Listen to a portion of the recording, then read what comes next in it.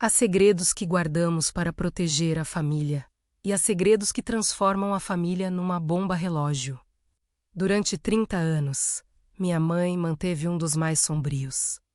Ela entregou minha irmã gêmea, mas a condição para o retorno dela significava que uma de nós teria que morrer. Meu nome é Clara, sou a do meio de 3 irmãs. Tivemos o tipo de infância que parece perfeita num álbum de fotos, viagens de verão para o litoral, suéteres de Natal iguais, uma casa que cheirava sempre aos bolos da minha mãe. Éramos o trio inseparável, Sofia, a mais velha, sensata e inteligente. Eu, Clara, a artista caótica. E Helena, a caçula, que estava sempre tentando a acompanhar. Tínhamos um ritmo, uma rotina, uma história que todas compartilhávamos. Éramos 3. Essa era a matemática do nosso mundo. Mas o problema com uma imagem perfeita é que você não vê as rachaduras por trás da moldura. Você não vê as coisas que foram deixadas de fora. E na noite do meu 30º aniversário, essa matemática familiar perfeita explodiu. Estávamos sentadas ao redor da ilha da cozinha. Era tarde. As velas de aniversário estavam apagadas e o vinho barato estava servido. Sofia falava sobre sua promoção e Helena nos mostrava fotos do seu novo apartamento. Mamãe, geralmente a que liderava a conversa, estava quieta. Ela bebia um copo de água e suas mãos tremiam. Há algo que preciso contar a vocês, meninas, ela finalmente disse. Sua voz era fina como seda gasta. Paramos de falar, o silêncio na cozinha de repente pesado. Esperávamos o de sempre, uma atualização de saúde ligeiramente preocupante. Ou talvez ela finalmente estivesse vendendo a antiga casa da família. Não estávamos prontas para o que veio a seguir. Vocês sempre foram 3. Ela começou, olhando para cada uma de nós. Mas nem sempre foram 3. Não fazia sentido. Apenas a encaramos. Quando eu tive você, Clara, tive gêmeas, a palavra pairou no ar. Gêmeas. Olhei para Sofia, depois para Helena. Elas olharam de volta, igualmente confusas. Não era uma piada. Os olhos da mamãe estavam muito marejados para uma piada. Eu tive você, Clara, e tive outra filha. Sua irmã gêmea. E, assim, o alicerce da minha vida, da nossa história familiar, rachou. Minha gêmea. Uma irmã que eu nunca soube que existia. Nós a pressionamos, perguntando onde ela estava, o que aconteceu, por que o segredo. Esse foi o problema que ela jogou sobre nós, e já era devastador por si só, mas então veio o desafio. A macabra, impossível condição. Mamãe respirou fundo, parecendo um soluço. Eu não pude ficar com ela. Eu era jovem, seu pai tinha acabado de nos deixar, e eu estava a afundar. Uma família queria adotá-la. Uma família muito específica, muito rica. Eles a levaram, mas estabeleceram uma regra que só eles poderiam inventar. Ela olhou diretamente para mim.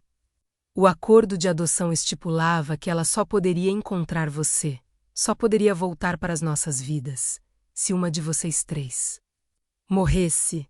Era uma condição do negócio. Uma entra, uma sai. Uma troca doentia e cruel. Eles queriam garantir que ela nunca fosse distraída pela sua família biológica, a menos que a família original estivesse incompleta. Uma condição macabra. A frase ecoou na minha cabeça, fria e aguda. Uma de nós tinha que morrer para que ela voltasse. O choque foi uma onda física. Sofia, tão rapidamente que sua cadeira arranhou o chão. Helena levou as mãos à boca e começou a chorar, silenciosamente. Eu senti como se o ar tivesse sido sugado dos meus pulmões. Minha mãe carregara esse segredo por 30 anos.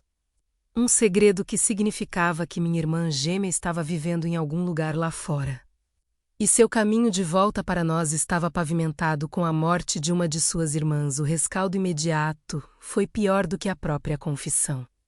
Culpa, Pânico e uma paranoia fria e rastejante se instalaram sobre nossa pequena família como um nevoeiro pesado. A ilha da cozinha, antes um símbolo de reuniões familiares, tornou-se um lugar de acusação e silêncio tenso. Você assinou isso? A voz de Sofia era venenosa, dirigida à minha mãe. Você concordou com um contrato que tornava nossas vidas condicionais? Que nos transformou em obstáculos. Mamãe apenas repetia que não teve escolha, que eram pessoas poderosas, que ela estava desesperada. Mas o desespero não desculpa a crueldade. O desespero não assina uma sentença de morte para um dos seus filhos. Suas defesas, no entanto, revelaram um detalhe aterrorizante que não havíamos considerado. Ela admitiu que a família, menos os pais adotivos, deixara claro que se ela tentasse quebrar o segredo ou entrar em contato com a criança, eles teriam o poder de acelerar a condição. Eles não apenas escreveram um contrato. Eles escreveram uma ameaça. O verdadeiro problema, porém, começou entre nós, as irmãs. Nós três deixamos de ser uma unidade para sermos três indivíduos separados e aterrorizados. A exploração começou ali mesmo, a nova maneira aterrorizante com que passamos a olhar umas para as outras. Sempre que Helena saía no seu carro velho, eu imaginava um acidente. Sempre que Sofia se atrasava para voltar do trabalho, eu imediatamente imaginava o pior. E eu sabia que elas estavam pensando a mesma coisa sobre mim. Estávamos todas aterrorizadas de morrer, é claro, mas pior, estávamos aterrorizadas de as outras duas secretamente esperarem que morrêssemos. A condição macabra havia envenenado o nosso amor. Havia plantado uma semente escura de ressentimento e paranoia que cresceu mais rápido do que qualquer uma de nós poderia impedir.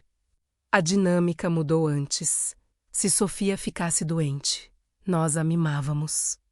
Agora, um simples resfriado era recebido com um pavor compartilhado e não dito.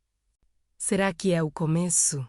Se Helena tivesse um pequeno acidente, quebrando um vaso ou queimando o jantar, nós pulávamos, pensando: ela fez isso de propósito. Ela está tentando enviar um sinal. Lembro-me de uma noite, cerca de uma semana após a confissão. Estávamos assistindo a um filme. Uma faca caiu de um balcão da cozinha. O estrondo ecoou pela sala de estar. Todas nós três estremecemos violentamente.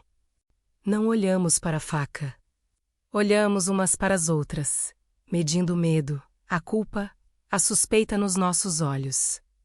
Naquela noite, dormi com o meu telefone debaixo do travesseiro, verificando constantemente se Sofia ou Helena me tinham enviado uma mensagem.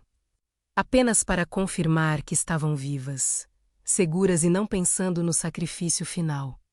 O pensamento de que uma delas poderia se voluntariar para a condição tornou-nos um medo constante e sufocante. O maior laço que se abriu foi a identidade da irmã perdida. Nem sequer sabíamos o nome dela. Começamos a chamá-la de a condição ou a gêmea. Sabíamos que tínhamos que encontrar a fonte da podridão. Temos que encontrar os papéis.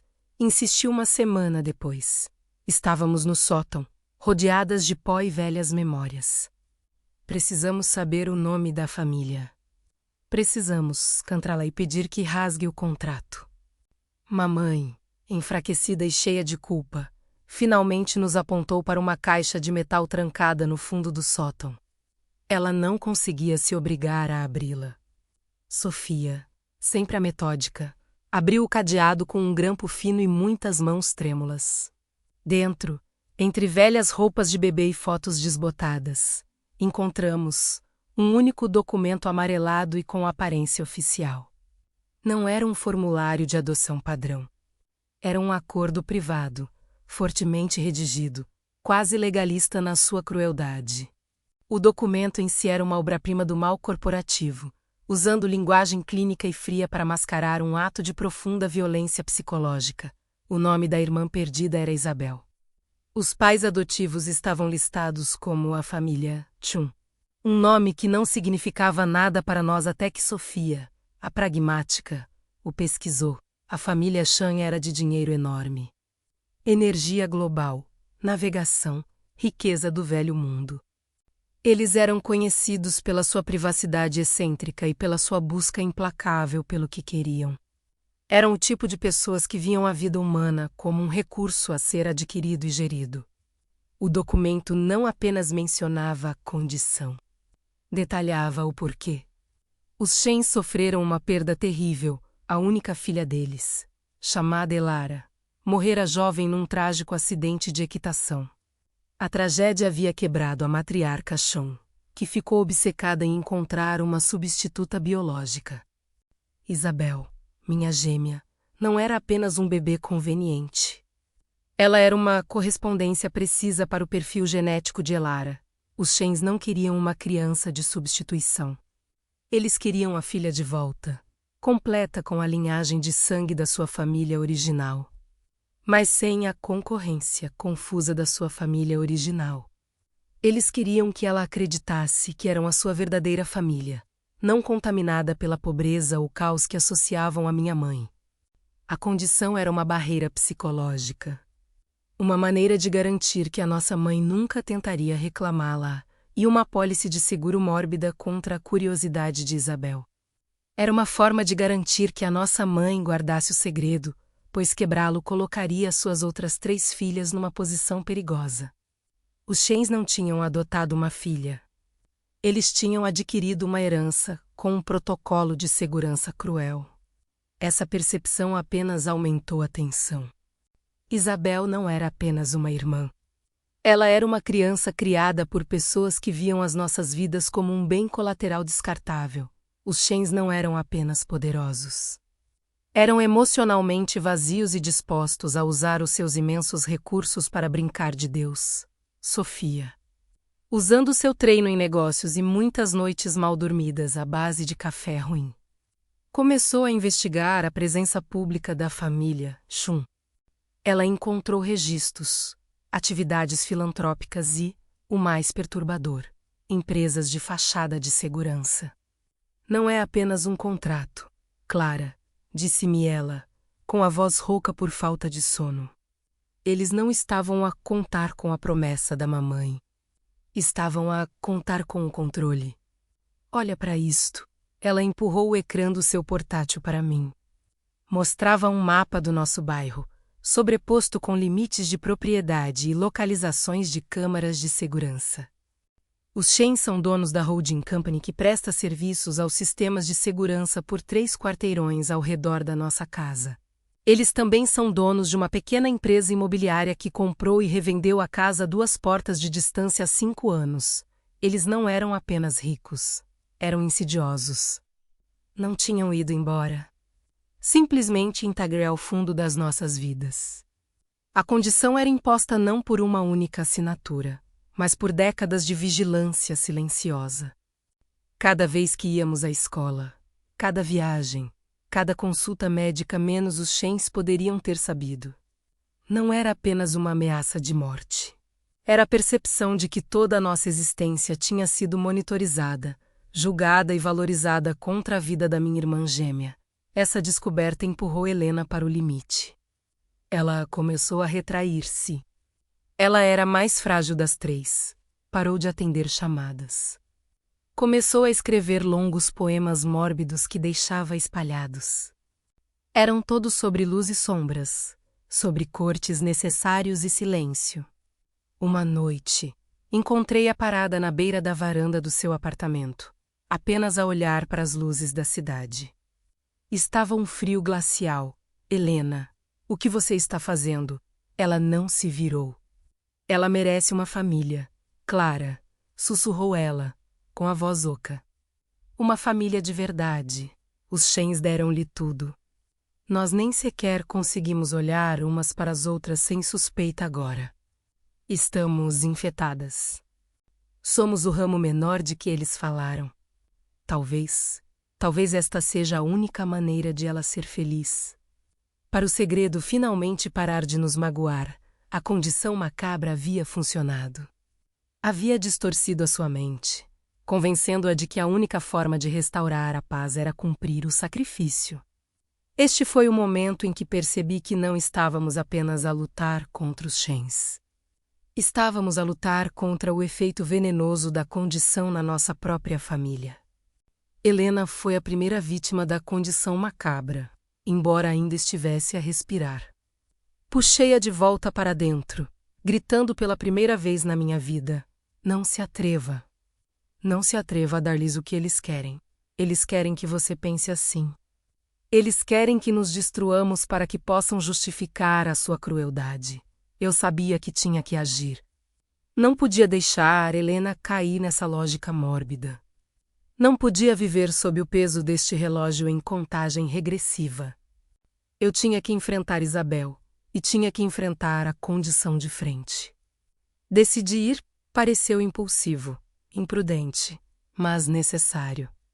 Sofia, usando a base de dados filantrópica do chão, rastreou a localização atual mais provável de Isabel. Uma jovem curadora de arte chamada Isabel Chun que estava a inaugurar uma galeria moderna de alto perfil num estado distante. Era demasiado específico para ser coincidência. Arrumei uma pequena mala.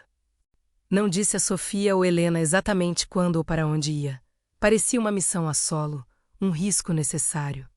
A viagem em si foi uma meditação sobre o absurdo da minha vida. Eu estava a conduzir em direção ao meu outro eu, o meu espelho genético, cuja existência estava legalmente ligada à minha morte ou à morte das minhas irmãs. Eu dirigi por 4 estados. Em cada posto de gasolina, em cada lanchonete, senti a presença fantasma da vigilância Chun. Estariam eles a observar? Estariam eles à espera que eu cometesse um deslize, que fizesse o movimento que acionaria o mecanismo? Encontrei a galeria. Era elegante, moderna, tudo que o nome chão implicava caro, minimalista, intocável. Passei por guardas que pareciam mais segurança privada do que pessoal de arte. E lá estava ela, Isabel, ela era eu, mas diferente. O mesmo cabelo, o mesmo maxilar, mas as suas roupas eram mais nítidas, a sua confiança mais silenciosa, mais pesada. Movimentava-se com um ar de privilégio e graça polida, mas havia uma tristeza subtil e tensa nos seus olhos. Fiquei parada na entrada, a respiração presa na garganta. Vi-me, mais corrigida, manicureada, polida por uma riqueza imensa e uma mentira profunda. Ela levantou o olhar. Os nossos olhos, através de um chão de mármore polido. Por uma fração de segundo, vi um vislumbre de algo nos seus olhos. Um reconhecimento, talvez, ou apenas o choque de ver uma estranha exata. Ela carregava a mesma energia inquieta que eu, o mesmo ligeiro tremor nas mãos quando não estava a falar. Caminhei na sua direção, as minhas pernas parecendo feitas de chumbo. Isabel Chun. Perguntei: sim, posso ajudar? A sua voz era nítida, profissional, mas o ligeiro sotaque no final da frase era meu. A nossa voz, o meu nome é Clara, disse eu. Saltei a conversa fiada. Isto não era um encontro, era uma detonação. E eu sou a sua irmã gêmea. A máscara educada que ela usava fraturou instantaneamente. A sua compostura desmoronou-se. Ela cambaleou ligeiramente para trás, esbarrando numa pequena escultura. Isso é impossível, disse ela, a voz a tremer agora. Os meus pais, a minha mãe disse-me que era infértil, fui adotada quando era bebé. Tenho os papéis, eu conheço os papéis, disse eu, mantendo seu olhar. Eu sei que dizem que você foi adotada. Eu sei que dizem que a sua mãe era infértil. Mas eu também sei o que mais os papéis dizem. Inclinei-me, a minha voz baixa e feroz.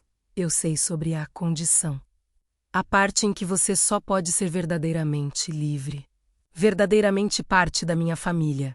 Se uma de nós morrer, eu, Sofia, Helena, eu sei a verdade macabra com que eles compraram a sua vida. O rosto de Isabel ficou branco. Ela não negou. A confissão já estava gravada na sua reação. Agarrou o meu braço com força surpreendente e arrastou-me para um escritório privado atrás da galeria principal. Trancou a porta e puxou as persianas. Estava em pânico, não defensivamente, mas com terror existencial puro. Como você sabe disso? Sibilou ela, a voz num sussurro tenso. Ninguém era suposto saber. Eles trataram disso. Eles têm sistemas, Clara, sistemas que monitorizam todas as perguntas sobre a história deles. A nossa mãe confessou, disse eu. No meu aniversário. 30 anos de segredo, e ela finalmente quebrou. Mas você também sabe sobre isso. Não minta.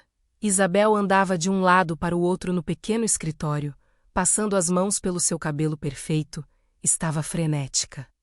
Eu sei sobre uma condição, admitiu ela, as palavras a saírem atropeladas, não a coisa toda. Não que eu fosse uma gêmea. Eles dirão que eu fazia parte de uma linhagem sagrada e que a minha vida estava ligada ao destino de um ramo menor da família. Disseram que eu estava destinada à grandeza, mas apenas se os outros não estivessem lá para poluir a linha. Não disseram que um tinha que morrer. Disseram que um tinha que desaparecer, permanentemente. Eles encaram como um destino. Um pré-requisito cruel para a minha vida extraordinária. Não uma cláusula de assassinato, a diferença era pequena, mas a intenção era a mesma.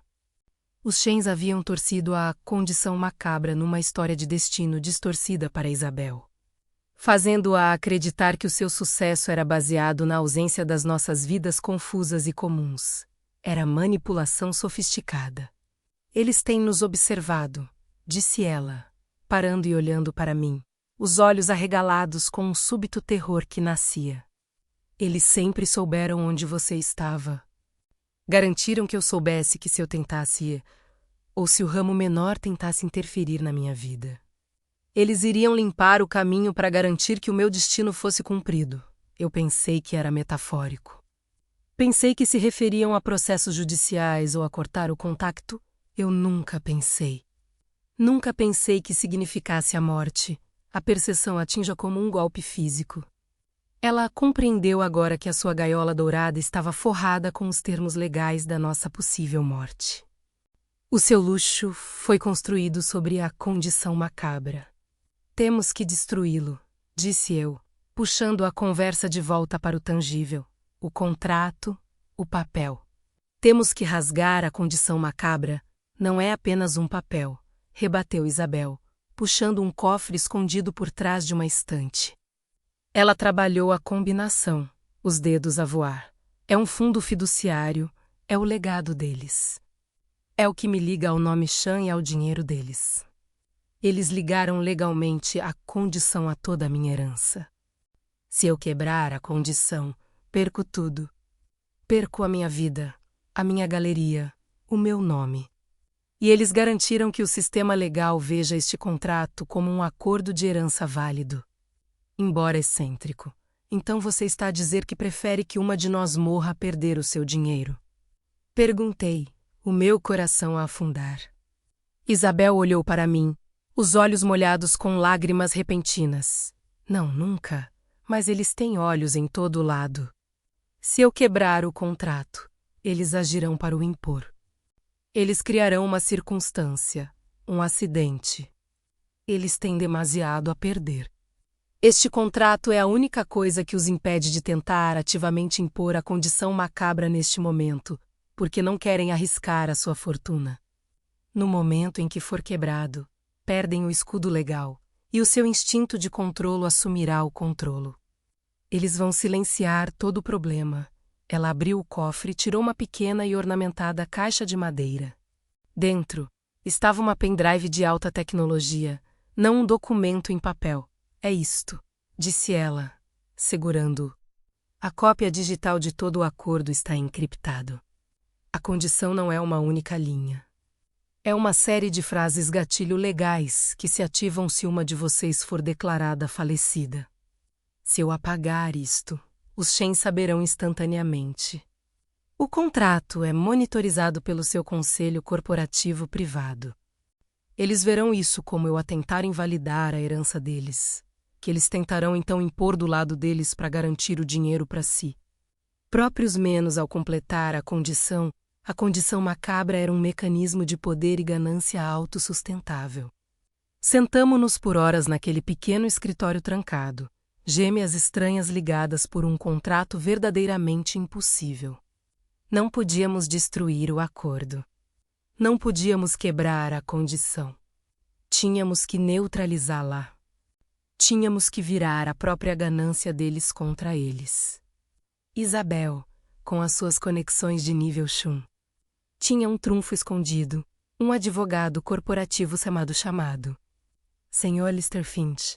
Finch havia lidado com algumas das operações mais obscuras, mas altamente legais, da família Chum por décadas e agora estava profundamente ressentido com eles. Ele devia um último e enorme favor ao pai adotivo de Isabel antes da reforma. Nós ligamos para ele. Ele hesitou, depois ficou fascinado pela pura audácia do contrato. Uma condição macabra, você chama-lhe. Legalmente sólida, embora totalmente imoral, arrastou Finch pelo alta voz. Os Shanes estão protegidos por uma série complexa de cláusulas que vêm à família biológica original como reclamantes adversos ao bem-estar e herança de Isabel. Quebrar a condição liberta os fundos para Isabel, mas também liberta os Shanes para proteger o seu investimento. Neutralizando a ameaça, que são vocês três, a mente de Finch funcionava num nível diferente. Ele viu a solução não em lutar contra a existência do contrato, mas em tornar o seu cumprimento financeiramente desastroso para os Shanes. O fundo fiduciário Chan está aterrorizado com o fisco e com o escrutínio público, explicou Finch. Não podemos anular a condição, mas podemos tornar impossível para eles lucrar com ela. O plano, Isabel, usando a sua rede de recursos, criou um novo cofre digital encriptado. Ela pegou na pendrive e copiou os dados. Em seguida, o Sr. Finch redigiu um novo e secreto codicilo. O codicilo, arquivado sob obscuras leis de privacidade e governação corporativa numa jurisdição offshore, estipulava que se a condição alguma vez fosse voluntariamente cumprida menos, ou seja, se um dos reclamantes adversos morresse de uma forma que pudesse ser ligada à ativação da condição, todos os ativos ligados à herança de Isabel seriam imediatamente congelados e apreendidos por uma organização sem fins lucrativos de terceiros designada, especializada em defesa legal dos direitos humanos. A cláusula era uma pílula de veneno financeiro. Os Shanes, que valorizavam a sua riqueza e controlo acima de tudo, nunca permitiriam que a sua herança meticulosamente planeada fosse redirecionada para uma organização de direitos humanos. O risco de perder bilhões era muito maior do que o risco de um parente indesejado viver. O contrato ainda está ativo, concluiu Finch. A condição ainda existe. Mas a família tem agora o mais forte incentivo possível para garantir a sua saúde e segurança contínuas. A própria ganância deles é o seu escudo. Clara, o próximo passo era meu. Eu tinha que voltar e convencer as minhas irmãs. Voei para casa. Encontrei Sofia e Helena. Estavam frias, distantes, ainda aterrorizadas umas pelas outras e consumidas pelo medo da morte e do auto-sacrifício. Eu reuni-as na cozinha, evitando a ilha onde o segredo foi inicialmente revelado. Contei-lhes tudo, sobre Isabel, sobre a família Chan, sobre o fundo fiduciário e sobre o codicilo neutralizador. A condição macabra ainda está lá, expliquei, segurando uma cópia do novo codicilo. Mas agora, é um impedimento para os Shanes, não uma ameaça ativa. Se uma de nós morrer, eles perdem. Eles não têm incentivo agora para nos magoar. O contrato ainda está ativo, mas foi transformado num abrigo antibomba, não numa arma.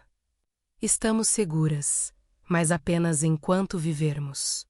A chave é viver, prosperar, ser teimosamente, irritantemente, viva, Sofia, a lógica. Analisou os documentos por horas. Finalmente levantou o olhar, a sua expressão uma mistura de admiração e terror. É brilhante, é monstruoso, mas brilhante. Eles não podem tocar em nós sem destruir o seu próprio legado financeiro. Helena, no entanto, era mais difícil de convencer. O trauma está se instalado profundamente. Mas ela ainda está lá fora, sussurrou ela, referindo-se a Isabel. A gêmea que não podemos tocar. Aquela cuja vida ainda está ligada à nossa morte. Demorou meses para a suspeita desaparecer. Foi preciso que a minha mãe contactasse Isabel, cuidadosamente, através de canais indetetáveis, partilhando fotos antigas dela e minhas como bebés. Foi preciso que as 3 de nós tivéssemos que pesquisar Isabel constantemente, apenas para verificar as suas redes sociais, para saber que ainda estava viva e não secretamente a cumprir alguma terrível contracondição. Finalmente, encontramo-nos. As 4 de nós, a condição macabra ainda estava ativa, ainda legalmente vinculativa. Mas tínhamos encontrado uma lacuna no coração humano que a família não tinha levado em conta: a necessidade de conexão. Encontramo-nos num local secreto e neutro, uma cabana isolada nas montanhas, paga em dinheiro. Quando Isabel entrou, as semelhanças eram surpreendentes. 4 irmãs. As 3 originais, e aquela cuja existência era baseada na nossa perda. Não podíamos reconhecer Isabel publicamente. A condição macabra, o acordo, ainda estava legalmente ativo, monitorizado pelo conselho corporativo. Era uma 5ª pessoa escura e invisível em todos os jantares de família, uma figura assustadora em todas as fotos. Tivemos que aceitar que nunca poderíamos ser uma família normal. Aprendemos a viver discretamente, a abraçar a obscuridade como uma forma de proteção. Éramos 4 irmãs agora, a viver vidas separadas, mas a partilhar um enorme, aterrorizante segredo não dito e um pacto inquebrável e desesperado. Ninguém morre. O segredo foi revelado, mas a sombra permaneceu. Nunca tivemos o final de Conto de Fadas. A condição macabra não desapareceu, mas encontramos uma maneira de virar o seu poder contra as pessoas que a escreveram. Aprendemos que uma família não é apenas um número. São as pessoas que escolhem lutar umas pelas outras, mesmo quando uma delas está legalmente ligada à morte de outra. Somos 4 irmãs agora, todas sobreviventes do segredo de uma mãe e da ganância macabra de uma família. Somos a prova viva de que os contratos mais tóxicos podem ser neutralizados. Não pela destruição, mas por um compromisso humano mais profundo e mais complicado. Sobrevivemos à condição macabra, mas nunca verdadeiramente escapamos dela.